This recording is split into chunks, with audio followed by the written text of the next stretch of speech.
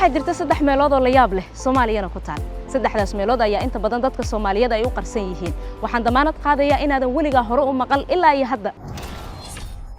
tan ugu horeysa waa caanaha badda Soomaaliya waxaad isweydiinaysaa hadda maxay caanaha badda ka galaan Soomaalidu caano miyay ku shubayaan badda hagaag meesha waxa laga helay sanadkii 205 waana bioluminescence ugu weyn adduunka habeenkii muuqaalku wuxuu u eegyahay sidii caano badda ku dhex jiro oo kale midda labaad waa jasiiradaha taxanaha ee Bajuni waana jasiiradaha ku yaala koonfurta Soomaaliya waxay ka kooban tahay 6 goobood oo qurux badan si ay u sahmiyaan kuwaas oo kale ah jasiirada Jandara Jobaya Jula Koyama Darakasi Ngumi tan saddexaad waa doonta ku qoostay Berbera oo ku muuqanaysa burburkii ugu daada weynaa ee Berbera waxa uu ka soo bilowday dagaalkii Itoobiya sanadkii 1970 gaar ahaan dagaalkii Ogaadeniya ee duulaankii Soomaalida Berbera waxa ay ahayd hal magaalo oo ku xiran silsilad dekada ganacsi oo muhiim ah waxay wali ahayd goob muhiim u ah xagga ganacsiga ilaa xilligan casriga ah noo sheeg haddii aad hore u maqashay meelahaas oo aad raacin karto wixii ka badan inta